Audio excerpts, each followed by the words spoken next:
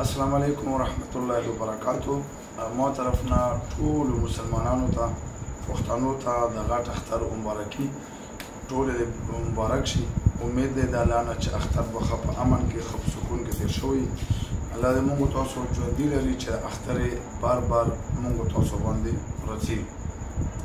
بله خبر ده عزتمندو اختر چوچان ولا اعلان ما نه وکړی، هغه در سره ځکه شریک کوم چې بیا خلکو له تکلیف نه وي دا ویډیو سره زیاته شیر کړو چې زیاتره خلک بیا دلته روان وي او تکلیف یې هم وشي او بیا دلته علاج هم نه کېږي.